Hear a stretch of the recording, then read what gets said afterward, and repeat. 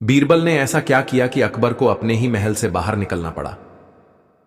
एक दिन की बात है, जब सूरज भी आलसी होकर बादलों के पीछे छुपा बैठा था और आम जनता ठंडी हवा में फुर्सत के आलाप ले रही थी, तभी दिल्ली के शाही महल में कुछ अलग ही गर्मी थी। बादशाह अकबर अपने सिंहासन पर बैठे थे, माथे पर शिकन, होंठ भींचे हुए और दरबारी दूर दूर तक चुप। क्यों? क्योंकि बीरबल ने कुछ ऐसा कह दिया था जिसने बादशाह को भी असमंजस में डाल दिया था। पर इससे पहले कि हम वहां पहुंचें, आइए कहानी की शुरुआत करते हैं उस सुबह से, जब बीरबल दरबार में एक छोटी सी मुस्कान लिए दाखिल हुए थे। पहली चाल, बीरबल की खामोशी और शोर। हुजूर, बीरबल ने झुककर सलाम किया। आज मैं एक प्रश्न नहीं, एक सुझाव लेकर आया हूं। अकबर ने भौहें चढ़ाईं। सुझाव? और वो भी बिना मांगे? बीरबल मुस्कुराए। सिर्फ वही सुझाव काम के होते हैं जो बिना मांगे आए, जहां जरूरत हो। दरबारियों ने एक दूसरे को देखा। आज कुछ अनोखा पक रहा था। तो फरमाइए, अकबर बोले, क्या सुझाव है आपका? बीरबल ने चारों तरफ देखा, फिर धीरे से कहा, शाही महल को 7 दिन के लिए खाली कर देना चाहिए। सन्नाटा। एक पतंग गिरती तो आवाज आती। अकबर उठ खड़े हुए। तुम कहना क्या चाहते हो बीरबल? यह महल हमारा है, यहां से क्यों निकले हम? बीरबल ने शांत भाव से कहा, बस इतना जानता हूं, जब तक बादशाह इस महल में हैं, कुछ बहुत जरूरी चीजें आपसे छिपी रहेंगी। क्या छिपा है मुझसे? अकबर ने पूछा। आवाज में घमंड और जिज्ञासा का मिला जुला तड़का था। बीरबल बोले, आपका राज्य आपसे छिपा है हुजूर। बाहर वो दिल्ली है जो आपको सिर्फ दीवारों से परे दिखेगी। दूसरी चाल, अकबर की उलझन। अकबर सारा दिन बेचैन रहे। बीरबल की बात जैसे सिर में घूमती रही। राजा होकर अगर मुझे ही अपना राज्य न दिखे तो फिर मैं किस बात का शासक? उन्होंने अंततः फैसला किया, 7 दिन के लिए महल छोड़ेंगे, पर एक शर्त के साथ। बीरबल, अगर इन 7 दिनों में तुम यह साबित नहीं कर सके कि मुझे कुछ ऐसा दिखा जो महल में नहीं दिख सकता, तो तुम्हें 7 महीने के लिए दरबार से बाहर कर दूंगा। बीरबल ने मुस्कुराकर सिर झुका दिया। स्वीकार है जहांपनाह। तीसरी चाल, बादशाह का बिना ताज वाला सप्ताह। अगले दिन दिल्ली में अफवाह फैल गई। बादशाह अकबर ने अपना ताज छोड़ दिया है। लोगों ने तरह तरह की बातें बनाई। किसी ने कहा तारों से बात की होगी, किसी ने कहा रानी ने घर से निकाल दिया होगा। पर असल में अकबर ने साधारण वस्त्र पहने और बिना किसी शाही पहचान के बीरबल के साथ चल पड़े, आम इंसान की तरह। बीरबल उन्हें गलियों में ले गए, जहां बच्चे कीचड़ में खेलते थे, भिखारी छांव में कहानियां गढ़ते थे और व्यापारी मीठे झूठ में माल बेचते थे। जहांपनाह, बीरबल बोले, इन्हें देखिए, यही आपका असली दरबार है। अकबर ने ध्यान से सब देखा।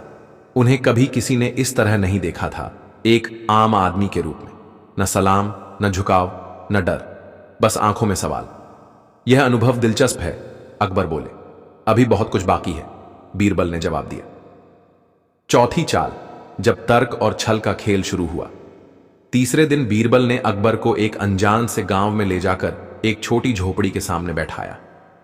इस झोपड़ी में एक आदमी है, बीरबल बोले, जिसने कभी कर नहीं चुकाया, न ही कभी किसी बादशाह का नाम लिया, पर फिर भी इस गांव में वही राजा कहलाता है। क्या? अकबर चौंके।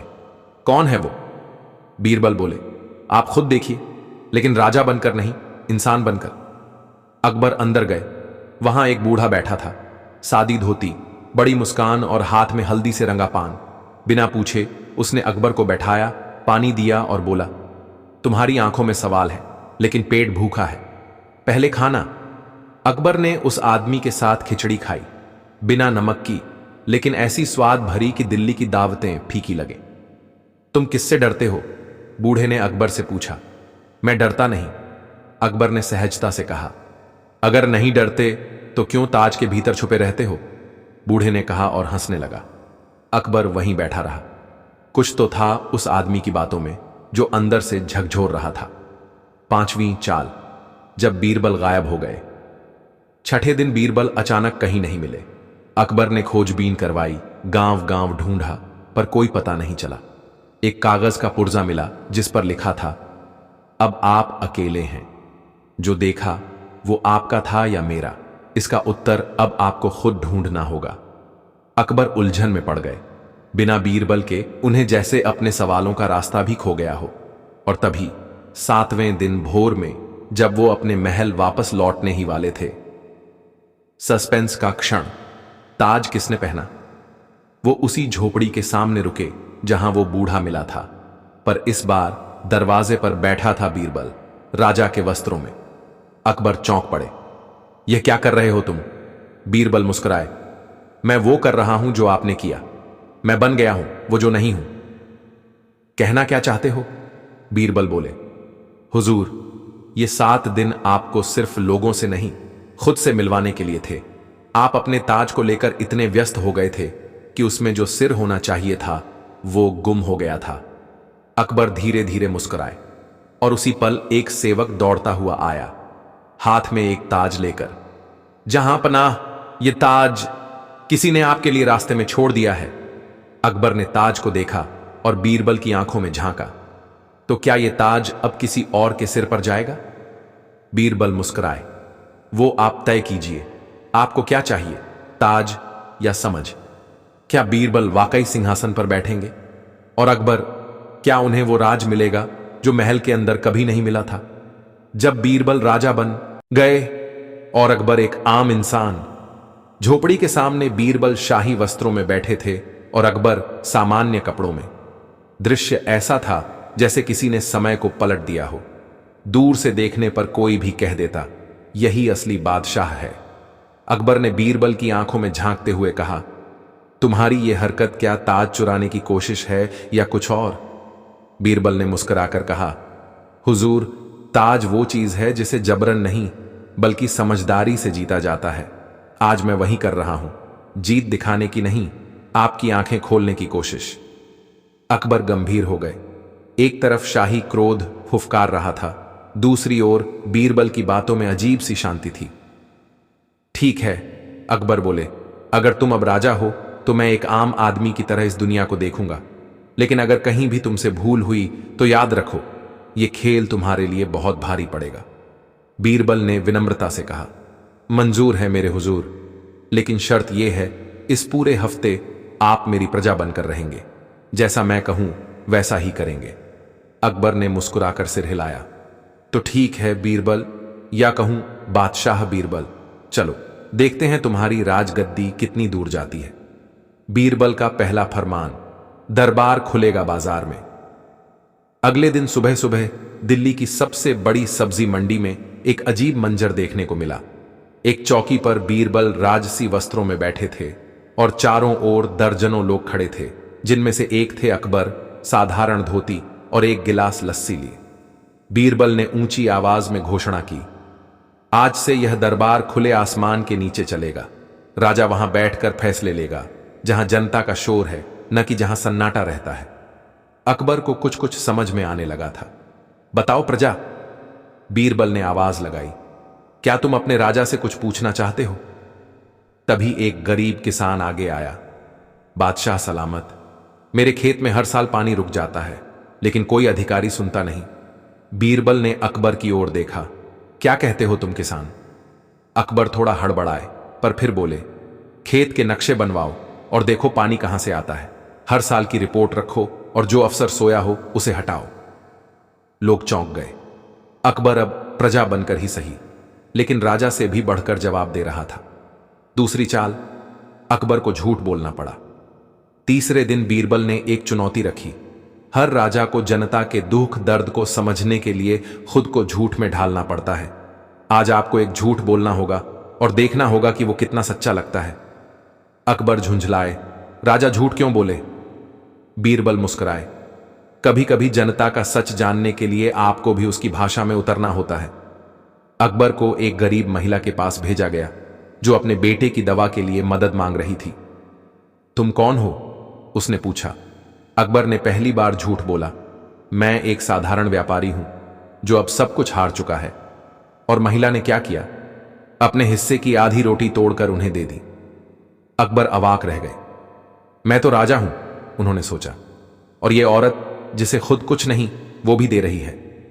बीरबल पास आकर बोले, झूठ ने आपको वो दिखा दिया जो सच कभी नहीं दिखा पाया हुजूर। तीसरी चाल, गुप्त दरबार और गुमनाम खतरे। चौथे दिन बीरबल ने गुप्त दरबार बुलाया। दिल्ली के 5 सबसे चतुर पर शाही दरबार से निकाले जा चुके विद्वानों को बुलाया गया। अकबर को बिना बताए उन्हें एक विषय पर बहस करनी थी। राजा का सबसे बड़ा अंधापन क्या होता है? एक बूढ़े पंडित ने जवाब दिया, राजा का सबसे बड़ा अंधापन होता है जब वो सोचता है कि उसके सलाहकार वही बोल रहे हैं जो सही है, न कि जो जरूरी है। दूसरा बोला, राजा का अंधापन तब शुरू होता है जब वह सुनना छोड़ देता है। अकबर चुपचाप सुनते रहे और फिर धीरे धीरे उनके माथे से शिकन हटने लगी।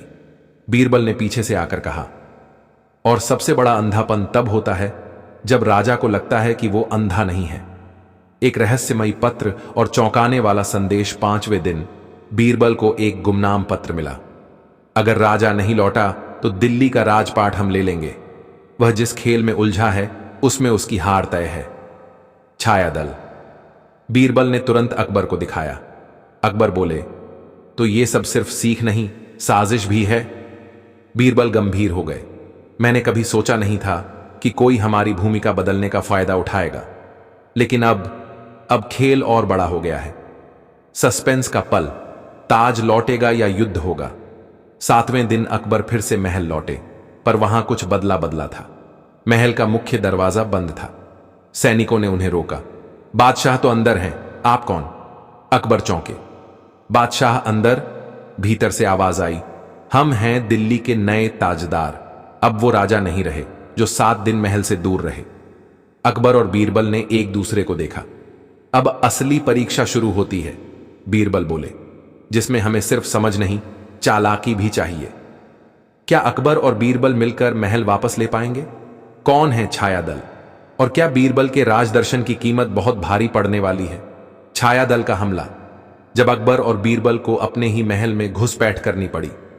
महल के बाहर खड़े अकबर और बीरबल अब शाही पोशाक में नहीं, बल्कि साधारण वेशभूषा में थे। दरवाजे पर खड़े सैनिकों ने उन्हें भीतर जाने नहीं दिया।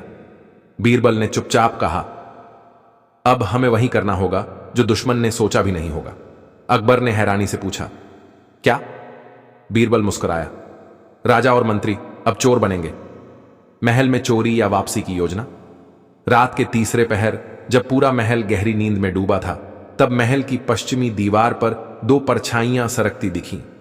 ये और कोई नहीं, अकबर और बीरबल थे।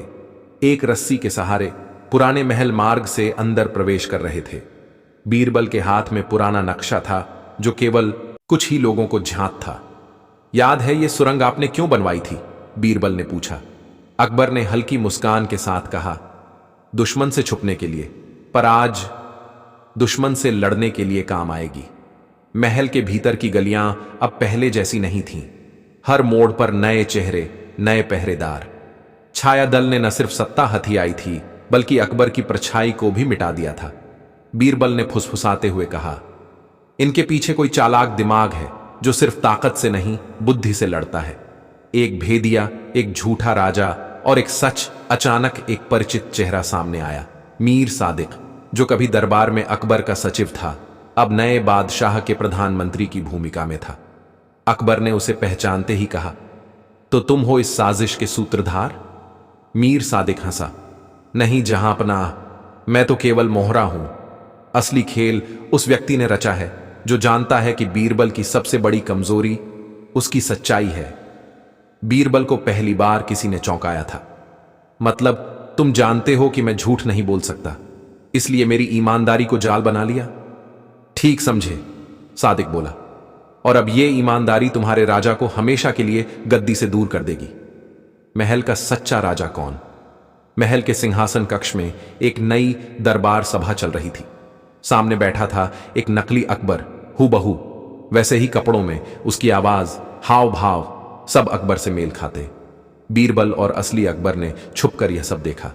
बीरबल बोला, हुजूर, अगर हमने अभी कुछ नहीं किया तो इतिहास आपको एक धोखा मान लेगा। अकबर ने आंखें मूंद कर कहा, तो अब बीरबल वही करो जो कोई और नहीं कर सकता। इस पूरे दरबार को एक सवाल में उलझा दो। बीरबल की आखिरी चाल, एक ऐसा सवाल जिसने सबको हिला दिया। बीरबल बिना किसी डर के सभा में घुस आया और ऊंची आवाज में कहा, मुझे उस आदमी से मिलना है जो खुद को अकबर कहता है। सैनिकों ने रास्ता रोका, पर नए अकबर ने कहा, आने दो, बीरबल है ये, अच्छा मनोरंजन करेगा। बीरबल सिंहासन के करीब गया और बोला, अगर आप सच में अकबर हैं तो एक प्रश्न का उत्तर दें। वो कौन सी बात है जो सिर्फ बादशाह और बीरबल के बीच ही हुई थी और कभी किसी ने नहीं जानी? दरबार में सन्नाटा छा गया। नकली अकबर हकलाया, वो बात जो बीरबल मुस्कुराया, चलिए मैं याद दिलाता हूं। आपने एक बार कहा था, अगर मैं कभी भूल जाऊं कि मैं कौन हूं तो मेरी पहचान तुम ही बनोगे। अब कहिए, क्या आपने ऐसा कहा था? नकली अकबर चुप। तभी असली अकबर भी भीड़ से निकलकर सामने आया और सिंहासन की ओर बढ़ा। लोगों ने दो अकबरों को एक साथ देखा और हैरान हो उठे। तो अब पहचान कौन असली है? मीर सादिक चिल्लाया। बीरबल ने कहा, असल अकबर वो है जो गलतियों से सीखता है, जो सत्ता के बिना भी राजा बन सकता है और जो 7 दिन तक आम आदमी बनकर भी अपनी गरिमा नहीं खोता। सिंहासन के पास खड़ा असली अकबर शांत स्वर में बोला, और झूठा अकबर वो है जो सत्ता पाने के लिए झूठ का सहारा लेता है और बीरबल के बिना दरबार चलाने का सपना देखता है। अंतिम न्याय और विदाई नकली अकबर भागने की कोशिश करता है, पर सैनिक उसे पकड़ लेते हैं। मीर सादिक को भी बंदी बना लिया जाता है। दरबार में सबने एक स्वर में कहा, बीरबल जिंदाबाद। अकबर ने सिंहासन पर बैठकर धीरे से कहा, आज मैंने सीखा, राजा वही है जो अपने मंत्री को सुनना जानता हो। फिर उन्होंने उठकर बीरबल को गले लगा लिया और मुस्कुराकर कहा, और आज तुमने मुझे सिखाया कि मेरी सबसे बड़ी ताकत मैं नहीं, तुम हो। कहानी का समापन। एक राजा, एक दोस्त और एक सीख। कुछ दिनों बाद महल फिर सामान्य हुआ। बीरबल अपनी पुरानी जगह पर लौट आए, मगर हर किसी की नजरों में अब उनका ओहदा और भी ऊंचा हो गया था। इस कहानी से हमें क्या सीख मिलती है कि राजा वही होता है जो अपनी गद्दी से नहीं, अपनी विनम्रता से पहचाना जाए, और मंत्री वही जो अपने राजा को उसकी असली पहचान दिला सके। अगली कहानी, जब बीरबल ने अकबर को उनके ही फैसले से हरा दिया। एक दिन की बात है, दरबार में कुछ अलग ही माहौल था। शहनाइयां नहीं बज रही थीं, पर हर किसी के चेहरे पर जिज्ञासा का बादल था। वजह, बादशाह अकबर का हालिया ऐलान, अब से हमारे राज्य के फैसले जनता की राय से होंगे, क्योंकि हम एक न्यायप्रिय और जनसेवक सम्राट हैं। यह सुनकर पूरे दरबार में तालियां गूंज उठीं। सबने कहा, जहां पनाह जिंदाबाद। सिर्फ एक व्यक्ति चुप था, बीरबल। उसने ताली नहीं बजाई, बस मुस्कुराया। वो मुस्कान साधारण नहीं थी, वो सोच रही थी। पहला फैसला, पहला फसाना। अगले दिन एक विचित्र मामला दरबार में लाया गया। एक तमतमाया व्यापारी बोला, जहां पनाह, मेरी गाय गलती से मेरे पड़ोसी के खेत में चली गई और उसकी गाजर मूली छट कर गई। अब पड़ोसी कहता है कि या तो मैं उसे मुआवजा दूं या अपनी गाय बेच दूं। अकबर ने बीरबल की तरफ देखा, लेकिन फिर तुरंत जनता की ओर मुखातिब हुए। हम तो अब जनता की राय से चलते हैं। बोलो प्रजाजनों, क्या फैसला होना चाहिए? जनता ने जोश में कहा, गाय को बेच दो, जो नुकसान हुआ उसकी भरपाई हो। बीरबल चुप रहा। अकबर ने कहा, फैसला सुनाया जाता है। व्यापारी अपनी गाय बेचे और मुआवजा दे। व्यापारी सन्न। बीरबल मुस्कुराए। बीरबल का पहला तीर दूसरे ही दिन बीरबल ने एक राजसी बात पूरे शहर में फैलवा दी। बीरबल बादशाह को एक विशेष भोज पर आमंत्रित करने वाले हैं। महल में कानाफूसी शुरू हो गई। सबने सोचा, शायद खजाने की दावत होगी। अकबर भी उत्साहित थे।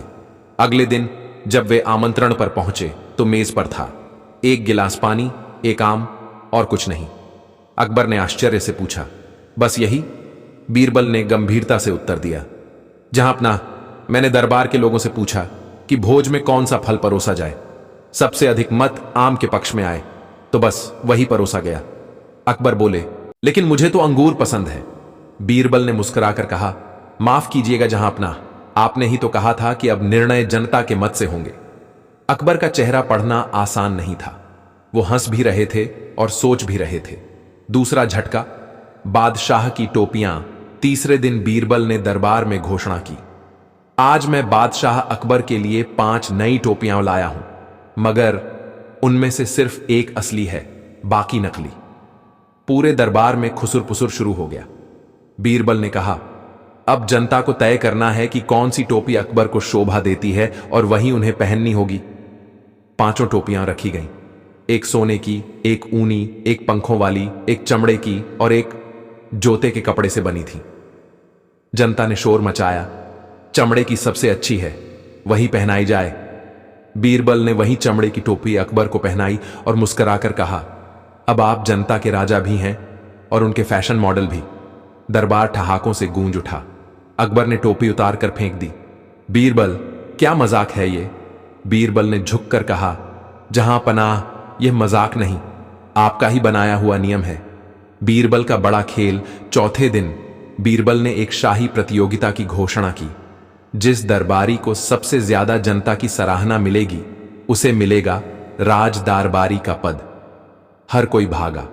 जनता को खुश करने कोई पगड़ी बांट रहा था, कोई मिठाई, कोई दरबार के सामने नाच गाना करवा रहा था। अकबर ने कहा, यह तो सरासर वोट मांगना हुआ। बीरबल बोले, जहां पनाह, निर्णय अब जनता से होता है और जनता को रिझाने की कला भी आनी चाहिए। अकबर कुछ बोल नहीं पाए। इस बार मुस्कुराना उनकी मजबूरी थी। मेरे बेटे को सिपाही ले गए, कहते हैं कि वो चोर है। मैंने सारे गहने बेचकर ये एक आखिरी सिक्का बचाया है, बस न्याय चाहिए। अकबर ने जनता से पूछा, क्या किया जाए? भीड़ ने चिल्लाकर कहा, सिपाही को सजा दो। लेकिन तभी बीरबल आगे बढ़े, अगर जनता का निर्णय सर्वोपरि है तो यह तो खतरनाक होगा, जहां सिर्फ भावनाओं से न्याय हो, न जांच न तर्क। अकबर बोले, तो क्या करें? बीरबल धीरे से बोले, जहां पनाह, जनता के फैसले तात्कालिक हो सकते हैं, पर न्याय दीर्घकालिक सोच मांगता है और कभी कभी एक राजा को जनता के सामने भी अकेले खड़ा होना पड़ता है। अकबर चुप हो गए। एक लंबी खामोशी छा गई। फिर अकबर ने कहा, तो बीरबल, क्या तुम कहना चाहते हो कि मेरा फैसला गलत था? बीरबल ने धीरे से कहा, नहीं जहां पनाह, मैं तो बस आपको आपके ही फैसले से हरा रहा हूं। अंत या एक नई शुरुआत? अकबर गहरे सोच में पड़ चुके थे। पूरा दरबार शांत था।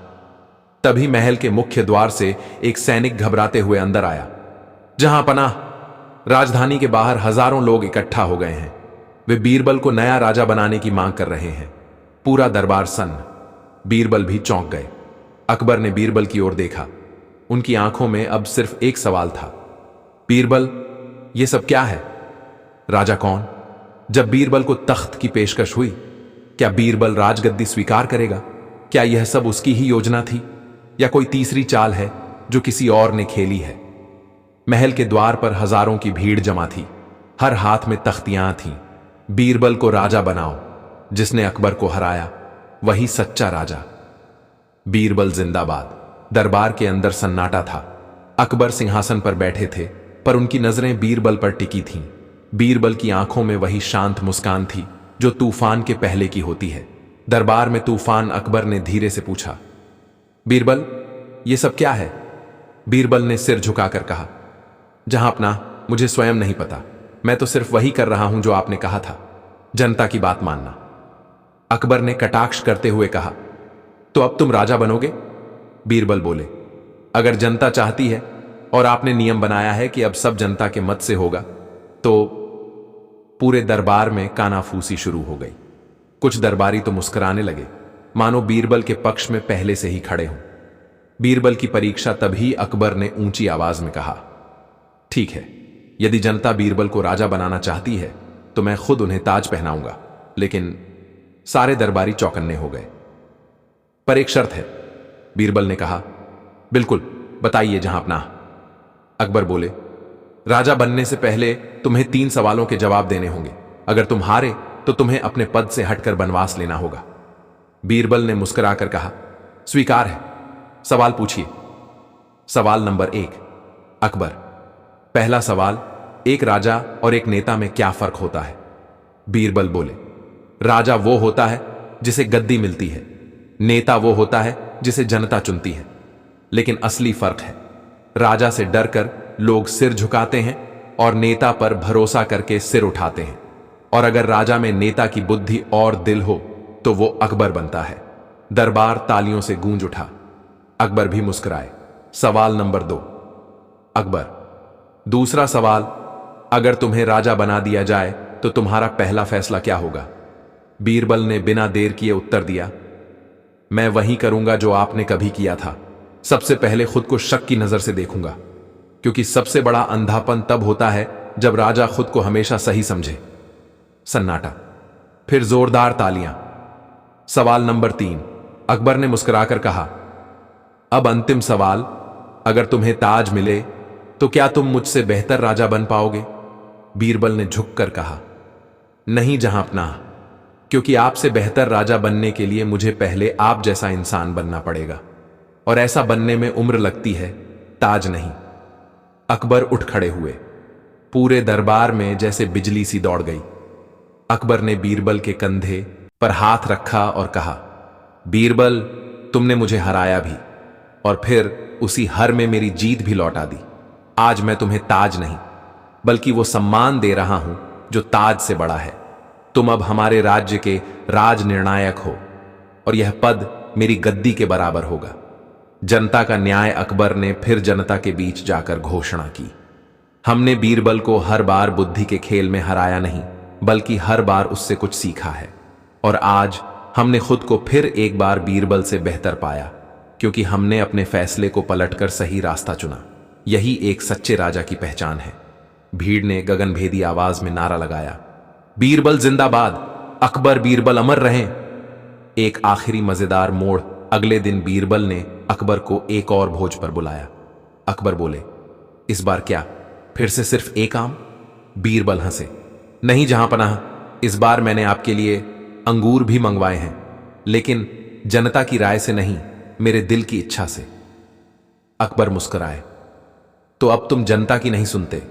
बीरबल बोले, जहांपनाह, जनता की सुनना अच्छी बात है, पर राजा को कभी कभी खुद की भी सुननी चाहिए, नहीं तो वो जनता का गुलाम बन जाएगा।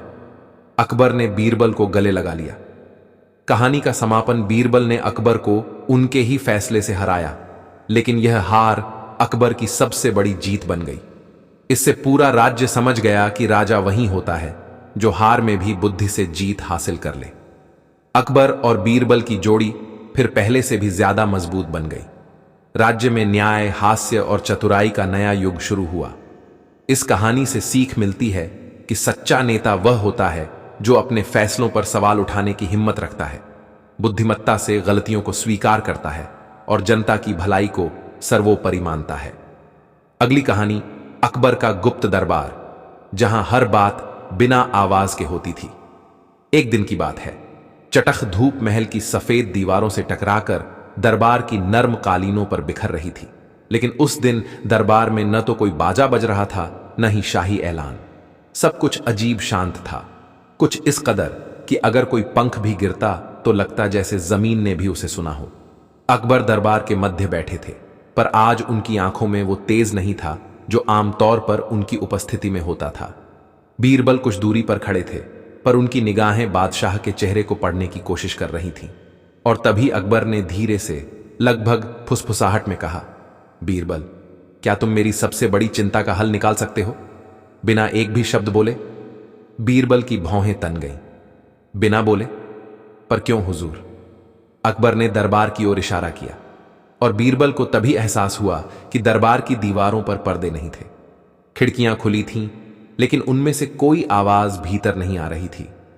पहरेदार इशारों में बातें कर रहे थे और दरबारी हाथों से संवाद कर रहे थे। यह दरबार अब बोल नहीं सकता बीरबल। अकबर बोले, कल रात कुछ ऐसा हुआ कि इस पूरे परिसर में कोई भी आवाज नहीं टिकती, कोई भी शब्द कानों तक नहीं पहुंचता। क्या? बीरबल चौंके, यह कैसे संभव है? यही तो पता करना है, और हां, बोलकर नहीं। तुम्हें पूरे दरबार का रहस्य सुलझाना है, इशारों में, संकेतों में और अपनी अक्ल के दम पर। बीरबल मुस्कुराए, उनकी आंखों में चुनौती चमक उठी। बीरबल की गूंगी पड़ताल। अगले दिन बीरबल दरबार में बिना कुछ बोले पहुंचे।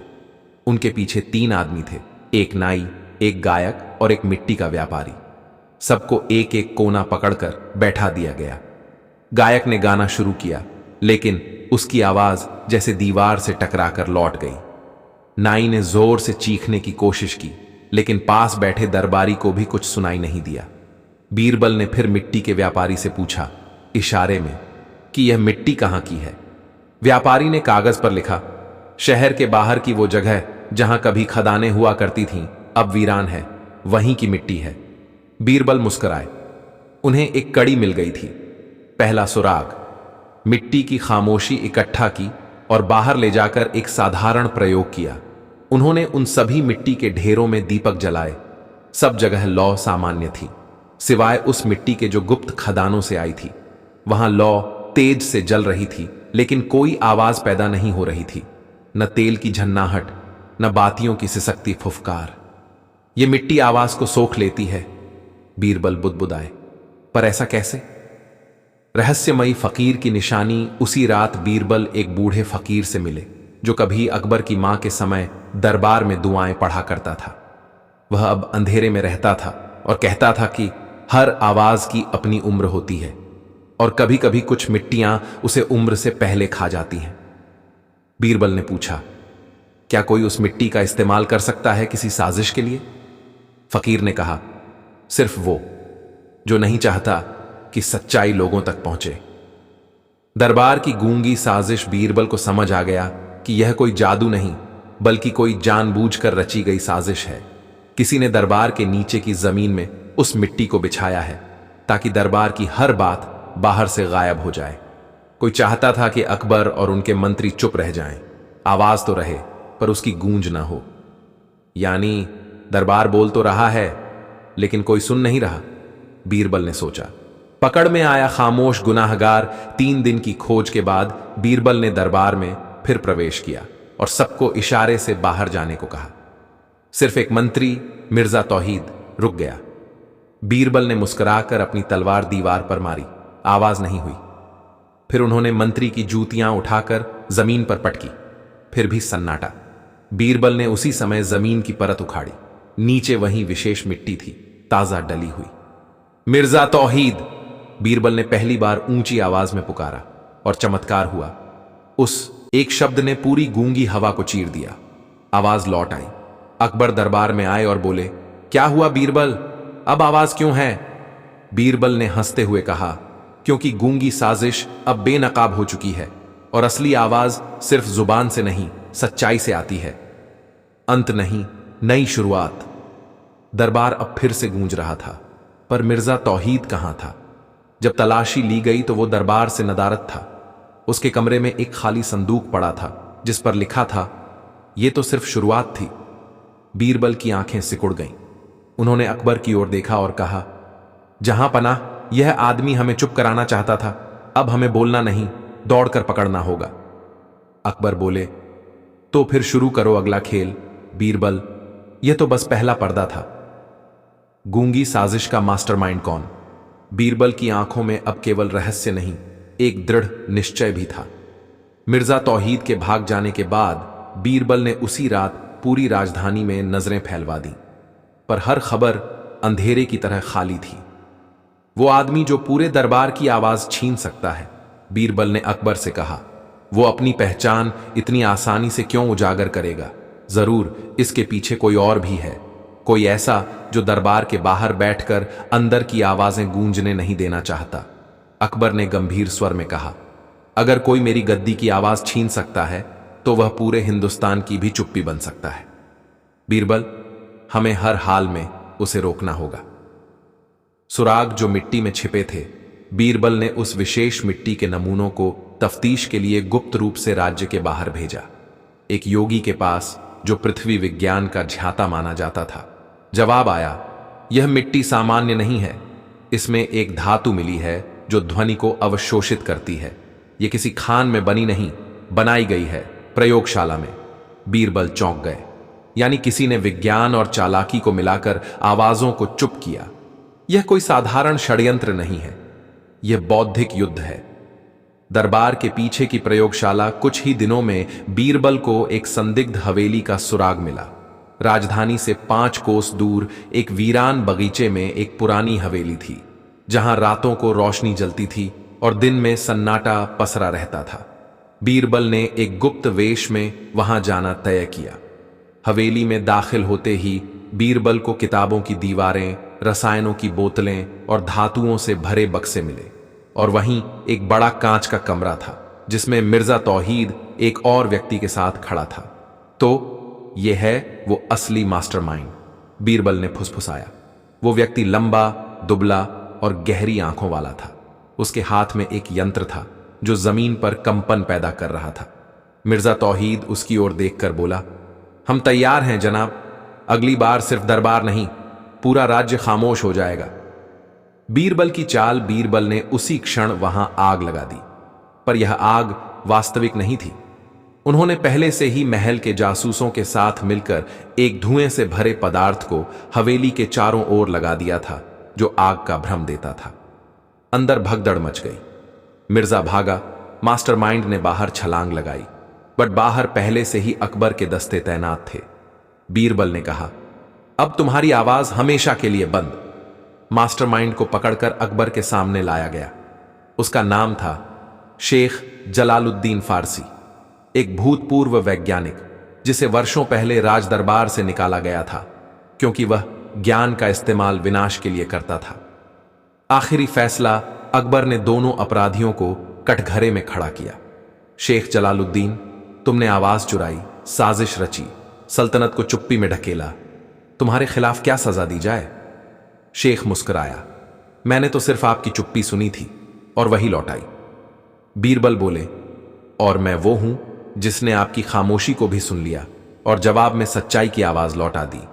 अकबर ने कहा, एक ऐसे अपराधी को जो आवाजें चुराता है उसे सबसे ऊंची मीनार पर भेजा जाएगा ताकि वो सिर्फ हवाओं से बातें कर सके लेकिन कोई उसे न सुन सके। दरबार की गूंज लौट आई। कुछ ही दिनों में दरबार पहले की तरह चहकने लगा। हर बात, हर बहस, हर गीत फिर से गूंजने लगे। बीरबल को अकबर ने राज्य की आवाज की उपाधि दी और तभी बीरबल ने मुस्कुराते हुए कहा, जहां पनाह, आवाज वापस आ गई। लेकिन अब ध्यान दीजिए, कौन बोलता है और क्या बोलता है, यही असली सत्ता है। अकबर मुस्कुराए, और इसे समझाने वाला सिर्फ बीरबल ही हो सकता है। इस कहानी से क्या सीख मिलती है? जहां शब्दों की आजादी छीनी जाए वहां सबसे पहले सच्चाई का दम घुटता है। आवाजों को दबाना सोच को मारना होता है और यही सबसे बड़ा अन्याय है। एक दिन की बात है जब सूरज भी आलसी होकर बादलों के पीछे छुपा बैठा था और आम जनता ठंडी हवा में फुर्सत के आलाप ले रही थी, तभी दिल्ली के शाही महल में कुछ अलग ही गर्मी थी। बादशाह अकबर अपने सिंहासन पर बैठे थे, माथे पर शिकन, होंठ भींचे हुए और दरबारी दूर दूर तक चुप। क्यों? क्योंकि बीरबल ने कुछ ऐसा कह दिया था जिसने बादशाह को भी असमंजस में डाल दिया था। पर इससे पहले कि हम वहां पहुंचे, आइए कहानी की शुरुआत करते हैं उस सुबह से जब बीरबल दरबार में एक छोटी सी मुस्कान लिए दाखिल हुए थे। पहली चाल, बीरबल की खामोशी और शोर। हुजूर, बीरबल ने झुककर सलाम किया। आज मैं एक प्रश्न नहीं, एक सुझाव लेकर आया हूं। अकबर ने भौहें चढ़ाई। सुझाव? और वो भी बिना मांगे? बीरबल मुस्कुराए। सिर्फ वही सुझाव काम के होते हैं जो बिना मांगे आए, जहां जरूरत हो। दरबारियों ने एक दूसरे को देखा। आज कुछ अनोखा पक रहा था। तो फरमाइए, अकबर बोले, क्या सुझाव है आपका? बीरबल ने चारों तरफ देखा, फिर धीरे से कहा, शाही महल को 7 दिन के लिए खाली कर देना चाहिए। सन्नाटा। एक पतंग गिरती तो आवाज आती। अकबर उठ खड़े हुए। तुम कहना क्या चाहते हो बीरबल? यह महल हमारा है, यहां से क्यों निकले हम? बीरबल ने शांत भाव से कहा, बस इतना जानता हूं, जब तक बादशाह इस महल में हैं, कुछ बहुत जरूरी चीजें आपसे छिपी रहेंगी। क्या छिपा है मुझसे? अकबर ने पूछा। आवाज में घमंड और जिज्ञासा का मिला जुला तड़का था। बीरबल बोले, आपका राज्य आपसे छिपा है हुजूर। बाहर वो दिल्ली है जो आपको सिर्फ दीवारों से परे दिखेगी। दूसरी चाल, अकबर की उलझन। अकबर सारा दिन बेचैन रहे। बीरबल की बात जैसे सिर में घूमती रही। राजा होकर अगर मुझे ही अपना राज्य न दिखे तो फिर मैं किस बात का शासक? उन्होंने अंततः फैसला किया, 7 दिन के लिए महल छोड़ेंगे, पर एक शर्त के साथ। बीरबल, अगर इन 7 दिनों में तुम यह साबित नहीं कर सके कि मुझे कुछ ऐसा दिखा जो महल में नहीं दिख सकता, तो तुम्हें 7 महीने के लिए दरबार से बाहर कर दूंगा। बीरबल ने मुस्कुराकर सिर झुका दिया। स्वीकार है जहां अपना। तीसरी चाल, बादशाह का बिना ताज वाला सप्ताह। अगले दिन दिल्ली में अफवाह फैल गई। बादशाह अकबर ने अपना ताज छोड़ दिया है। लोगों ने तरह तरह की बातें बनाई। किसी ने कहा तारों से बात की होगी, किसी ने कहा रानी ने घर से निकाल दिया होगा। पर असल में अकबर ने साधारण वस्त्र पहने और बिना किसी शाही पहचान के बीरबल के साथ चल पड़े, आम इंसान की तरह। बीरबल उन्हें गलियों में ले गए जहां बच्चे कीचड़ में खेलते थे, भिखारी छांव में कहानियां गढ़ते थे और व्यापारी मीठे झूठ में माल बेचते थे। जहां पनाह, बीरबल बोले, इन्हें देखिए, यही आपका असली दरबार है। अकबर ने ध्यान से सब देखा। उन्हें कभी किसी ने इस तरह नहीं देखा था, एक आम आदमी के रूप में। न सलाम, न झुकाव, न डर, बस आंखों में सवाल। यह अनुभव दिलचस्प है, अकबर बोले। अभी बहुत कुछ बाकी है, बीरबल ने जवाब दिया। चौथी चाल, जब तर्क और छल का खेल शुरू हुआ। तीसरे दिन बीरबल ने अकबर को एक अनजान से गांव में ले जाकर एक छोटी झोपड़ी के सामने बैठाया। इस झोपड़ी में एक आदमी है, बीरबल बोले, जिसने कभी कर नहीं चुकाया, न ही कभी किसी बादशाह का नाम लिया, पर फिर भी इस गांव में वही राजा कहलाता है। क्या? अकबर चौंके। कौन है वो? बीरबल बोले, आप खुद देखिए, लेकिन राजा बनकर नहीं, इंसान बनकर। अकबर अंदर गए। वहां एक बूढ़ा बैठा था, सादी धोती, बड़ी मुस्कान और हाथ में हल्दी से रंगा पान। बिना पूछे उसने अकबर को बैठाया, पानी दिया और बोला, तुम्हारी आंखों में सवाल है, लेकिन पेट भूखा है, पहले खाना। अकबर ने उस आदमी के साथ खिचड़ी खाई, बिना नमक की, लेकिन ऐसी स्वाद भरी कि दिल्ली की दावतें फीकी लगे। तुम किससे डरते हो? बूढ़े ने अकबर से पूछा। मैं डरता नहीं, अकबर ने सहजता से कहा। अगर नहीं डरते तो क्यों ताज के भीतर छुपे रहते हो? बूढ़े ने कहा और हंसने लगा। अकबर वहीं बैठा रहा। कुछ तो था उस आदमी की बातों में जो अंदर से झकझोर रहा था। पांचवीं चाल, जब बीरबल गायब हो गए। छठे दिन बीरबल अचानक कहीं नहीं मिले। अकबर ने खोजबीन करवाई, गांव गांव ढूंढा, पर कोई पता नहीं चला। एक कागज का पुर्जा मिला जिस पर लिखा था, अब आप अकेले हैं। जो देखा वो आपका था या मेरा, इसका उत्तर अब आपको खुद ढूंढना होगा। अकबर उलझन में पड़ गए। बिना बीरबल के उन्हें जैसे अपने सवालों का रास्ता भी खो गया हो। और तभी 7वें दिन भोर में, जब वो अपने महल वापस लौटने ही वाले थे, सस्पेंस का क्षण। ताज किसने पहना? वो उसी झोपड़ी के सामने रुके जहां वो बूढ़ा मिला था, पर इस बार दरवाजे पर बैठा था बीरबल, राजा के वस्त्रों में। अकबर चौंक पड़े। यह क्या कर रहे हो तुम? बीरबल मुस्कुराए। मैं वो कर रहा हूं जो आपने किया। मैं बन गया हूं वो जो नहीं हूं। कहना क्या चाहते हो? बीरबल बोले। हुजूर, ये 7 दिन आपको सिर्फ लोगों से नहीं, खुद से मिलवाने के लिए थे। आप अपने ताज को लेकर इतने व्यस्त हो गए थे कि उसमें जो सिर होना चाहिए था वो गुम हो गया था।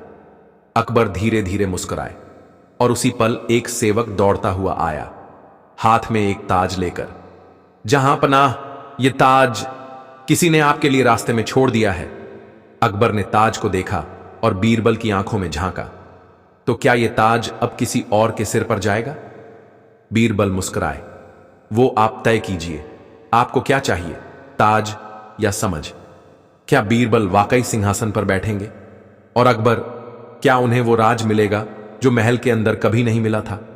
जब बीरबल राजा बन गए और अकबर एक आम इंसान, झोपड़ी के सामने बीरबल शाही वस्त्रों में बैठे थे और अकबर सामान्य कपड़ों में।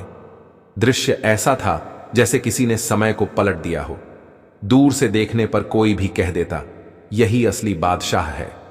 अकबर ने बीरबल की आंखों में झांकते हुए कहा, तुम्हारी यह हरकत क्या ताज चुराने की कोशिश है या कुछ और? बीरबल ने मुस्कुराकर कहा, हुजूर, ताज वो चीज है जिसे जबरन नहीं बल्कि समझदारी से जीता जाता है।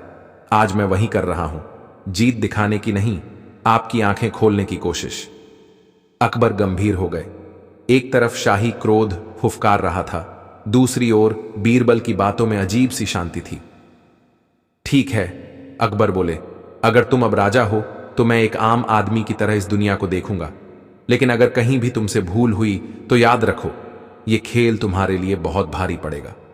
बीरबल ने विनम्रता से कहा, मंजूर है मेरे हुजूर, लेकिन शर्त यह है, इस पूरे हफ्ते आप मेरी प्रजा बनकर रहेंगे। जैसा मैं कहूं वैसा ही करेंगे। अकबर ने मुस्कुराकर सिर हिलाया। तो ठीक है बीरबल, या कहूं बादशाह बीरबल, चलो देखते हैं तुम्हारी राजगद्दी कितनी दूर जाती है। बीरबल का पहला फरमान, दरबार खुलेगा बाजार में। अगले दिन सुबह सुबह दिल्ली की सबसे बड़ी सब्जी मंडी में एक अजीब मंजर देखने को मिला।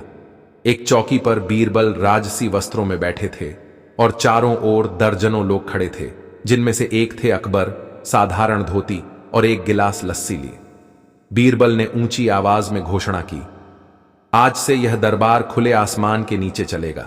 राजा वहां बैठकर फैसले लेगा, जहां जनता का शोर है, न कि जहां सन्नाटा रहता है। अकबर को कुछ कुछ समझ में आने लगा था।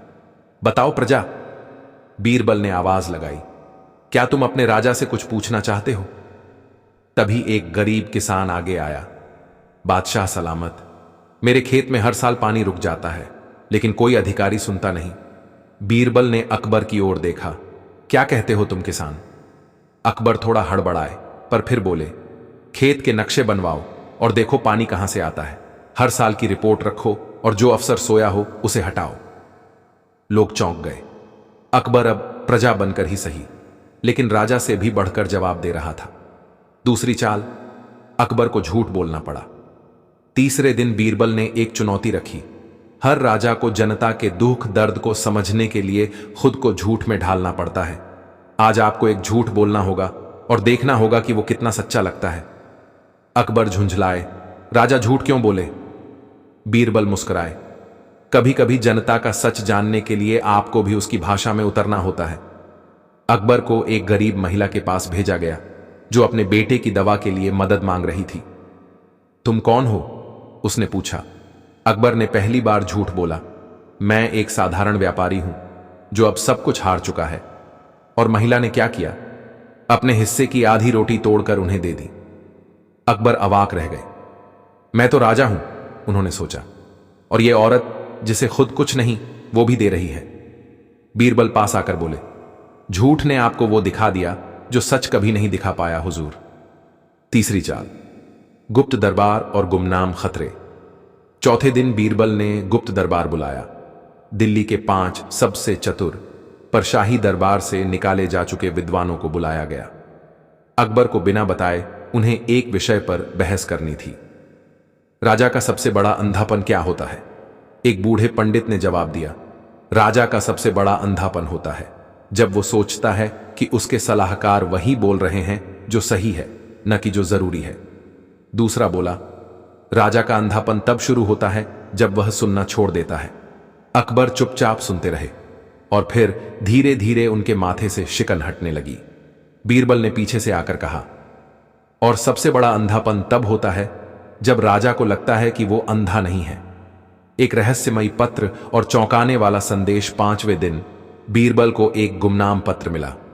अगर राजा नहीं लौटा तो दिल्ली का राजपाट हम ले लेंगे। वह जिस खेल में उलझा है उसमें उसकी हार तय है। छाया दल। बीरबल ने तुरंत अकबर को दिखाया। अकबर बोले, तो ये सब सिर्फ सीख नहीं, साजिश भी है। बीरबल गंभीर हो गए। मैंने कभी सोचा नहीं था कि कोई हमारी भूमिका बदलने का फायदा उठाएगा, लेकिन अब खेल और बड़ा हो गया है। सस्पेंस का पल, ताज लौटेगा या युद्ध होगा। 7वें दिन अकबर फिर से महल लौटे, पर वहां कुछ बदला बदला था। महल का मुख्य दरवाजा बंद था। सैनिकों ने उन्हें रोका। बादशाह तो अंदर हैं, आप कौन? अकबर चौंके। बादशाह अंदर? भीतर से आवाज आई, हम हैं दिल्ली के नए ताजदार। अब वो राजा नहीं रहे जो 7 दिन महल से दूर रहे। अकबर और बीरबल ने एक दूसरे को देखा। अब असली परीक्षा शुरू होती है, बीरबल बोले, जिसमें हमें सिर्फ समझ नहीं, चालाकी भी चाहिए। क्या अकबर और बीरबल मिलकर महल वापस ले पाएंगे? कौन है छाया दल? और क्या बीरबल के राजदर्शन की कीमत बहुत भारी पड़ने वाली है? छाया दल का हमला। जब अकबर और बीरबल को अपने ही महल में घुसपैठ करनी पड़ी। महल के बाहर खड़े अकबर और बीरबल अब शाही पोशाक में नहीं, बल्कि साधारण वेशभूषा में थे। दरवाजे पर खड़े सैनिकों ने उन्हें भीतर जाने नहीं दिया। बीरबल ने चुपचाप कहा, अब हमें वही करना होगा जो दुश्मन ने सोचा भी नहीं होगा। अकबर ने हैरानी से पूछा, क्या? बीरबल मुस्कुराया, राजा और मंत्री अब चोर बनेंगे। महल में चोरी या वापसी की योजना।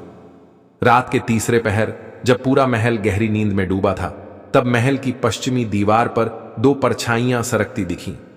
ये और कोई नहीं, अकबर और बीरबल थे। एक रस्सी के सहारे पुराने महल मार्ग से अंदर प्रवेश कर रहे थे। बीरबल के हाथ में पुराना नक्शा था जो केवल कुछ ही लोगों को ज्ञात था। याद है ये सुरंग आपने क्यों बनवाई थी? बीरबल ने पूछा। अकबर ने हल्की मुस्कान के साथ कहा, दुश्मन से छुपने के लिए, पर आज दुश्मन से लड़ने के लिए काम आएगी। महल के भीतर की गलियां अब पहले जैसी नहीं थीं। हर मोड़ पर नए चेहरे, नए पहरेदार। छाया दल ने न सिर्फ सत्ता हथियाई थी, बल्कि अकबर की परछाई को भी मिटा दिया था। बीरबल ने फुसफुसाते हुए कहा, इनके पीछे कोई चालाक दिमाग है जो सिर्फ ताकत से नहीं, बुद्धि से लड़ता है। एक भेदिया, एक झूठा राजा और एक सच। अचानक एक परिचित चेहरा सामने आया। मीर सादिक, जो कभी दरबार में अकबर का सचिव था, अब नए बादशाह के प्रधानमंत्री की भूमिका में था। अकबर ने उसे पहचानते ही कहा, तो तुम हो इस साजिश के सूत्रधार? मीर सादिक हंसा, नहीं जहांपनाह, मैं तो केवल मोहरा हूं। असली खेल उस व्यक्ति ने रचा है जो जानता है कि बीरबल की सबसे बड़ी कमजोरी उसकी सच्चाई है। बीरबल को पहली बार किसी ने चौंकाया था। मतलब तुम जानते हो कि मैं झूठ नहीं बोल सकता, इसलिए मेरी ईमानदारी को जाल बना लिया? ठीक समझे, सादिक बोला, और अब यह ईमानदारी तुम्हारे राजा को हमेशा के लिए गद्दी से दूर कर देगी। महल का सच्चा राजा कौन? महल के सिंहासन कक्ष में एक नई दरबार सभा चल रही थी। सामने बैठा था एक नकली अकबर, हूबहू, वैसे ही कपड़ों में। उसकी आवाज, हाव भाव सब अकबर से मेल खाते। बीरबल और असली अकबर ने छुपकर यह सब देखा। बीरबल बोला, हुजूर, अगर हमने अभी कुछ नहीं किया तो इतिहास आपको एक धोखा मान लेगा। अकबर ने आंखें मूंद कर कहा, तो अब बीरबल वही करो जो कोई और नहीं कर सकता। इस पूरे दरबार को एक सवाल में उलझा दो। बीरबल की आखिरी चाल, एक ऐसा सवाल जिसने सबको हिला दिया। बीरबल बिना किसी डर के सभा में घुस आया और ऊंची आवाज में कहा, मुझे उस आदमी से मिलना है जो खुद को अकबर कहता है। सैनिकों ने रास्ता रोका, पर नए अकबर ने कहा, आने दो, बीरबल है ये, अच्छा मनोरंजन करेगा। बीरबल सिंहासन के करीब गया और बोला, अगर आप सच में अकबर हैं तो एक प्रश्न का उत्तर दें। वो कौन सी बात है जो सिर्फ बादशाह और बीरबल के बीच ही हुई थी और कभी किसी ने नहीं जानी? दरबार में सन्नाटा छा गया। नकली अकबर हकलाया, वो बात जो बीरबल मुस्कुराया, चलिए मैं याद दिलाता हूं। आपने एक बार कहा था, अगर मैं कभी भूल जाऊं कि मैं कौन हूं तो मेरी पहचान तुम ही बनोगे।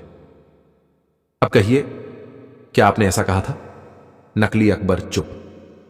तभी असली अकबर भी भीड़ से निकलकर सामने आया और सिंहासन की ओर बढ़ा। लोगों ने दो अकबरों को एक साथ देखा और हैरान हो उठे। तो अब पहचान कौन असली है? मीर सादिक चिल्लाया। बीरबल ने कहा, असल अकबर वो है जो गलतियों से सीखता है, जो सत्ता के बिना भी राजा बन सकता है और जो 7 दिन तक आम आदमी बनकर भी अपनी गरिमा नहीं खोता। सिंहासन के पास खड़ा असली अकबर शांत स्वर में बोला, और झूठा अकबर वो है जो सत्ता पाने के लिए झूठ का सहारा लेता है और बीरबल के बिना दरबार चलाने का सपना देखता है। अंतिम न्याय और विदाई नकली अकबर भागने की कोशिश करता है, पर सैनिक उसे पकड़ लेते हैं। मीर सादिक को भी बंदी बना लिया जाता है।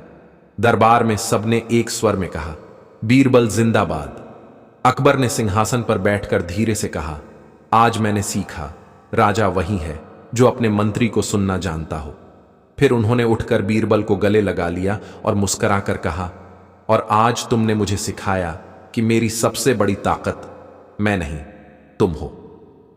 कहानी का समापन, एक राजा, एक दोस्त और एक सीख। कुछ दिनों बाद महल फिर सामान्य हुआ। बीरबल अपनी पुरानी जगह पर लौट आए, मगर हर किसी की नजरों में अब उनका ओहदा और भी ऊंचा हो गया था। इस कहानी से हमें क्या सीख मिलती है कि राजा वही होता है जो अपनी गद्दी से नहीं, अपनी विनम्रता से पहचाना जाए, और मंत्री वही जो अपने राजा को उसकी असली पहचान दिला सके। अगली कहानी जब बीरबल ने अकबर को उनके ही फैसले से हरा दिया। एक दिन की बात है, दरबार में कुछ अलग ही माहौल था। शहनाइयां नहीं बज रही थीं, पर हर किसी के चेहरे पर जिज्ञासा का बादल था। वजह, बादशाह अकबर का हालिया ऐलान। अब से हमारे राज्य के फैसले जनता की राय से होंगे, क्योंकि हम एक न्यायप्रिय और जनसेवक सम्राट हैं। यह सुनकर पूरे दरबार में तालियां गूंज उठीं। सबने कहा, जहां पनाह जिंदाबाद। सिर्फ एक व्यक्ति चुप था, बीरबल। उसने ताली नहीं बजाई, बस मुस्कुराया। वो मुस्कान साधारण नहीं थी, वो सोच रही थी। पहला फैसला, पहला फसाना। अगले दिन एक विचित्र मामला दरबार में लाया गया। एक तमतमाया व्यापारी बोला, जहां पनाह, मेरी गाय गलती से मेरे पड़ोसी के खेत में चली गई और उसकी गाजर मूली छट कर गई।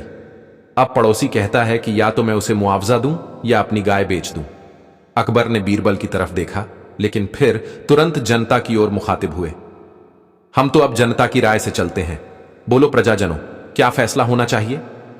जनता ने जोश में कहा, गाय को बेच दो, जो नुकसान हुआ उसकी भरपाई हो। बीरबल चुप रहा। अकबर ने कहा, फैसला सुनाया जाता है। व्यापारी अपनी गाय बेचे और मुआवजा दे। व्यापारी सन्न। बीरबल मुस्कुराए। बीरबल का पहला तीर दूसरे ही दिन बीरबल ने एक राजसी बात पूरे शहर में फैलवा दी। बीरबल बादशाह को एक विशेष भोज पर आमंत्रित करने वाले हैं। महल में कानाफूसी शुरू हो गई। सबने सोचा शायद खजाने की दावत होगी। अकबर भी उत्साहित थे। अगले दिन जब वे आमंत्रण पर पहुंचे तो मेज पर था एक गिलास पानी, एक आम और कुछ नहीं। अकबर ने आश्चर्य से पूछा, बस यही? बीरबल ने गंभीरता से उत्तर दिया, जहां अपना, मैंने दरबार के लोगों से पूछा कि भोज में कौन सा फल परोसा जाए। सबसे अधिक मत आम के पक्ष में आए, तो बस वही परोसा गया।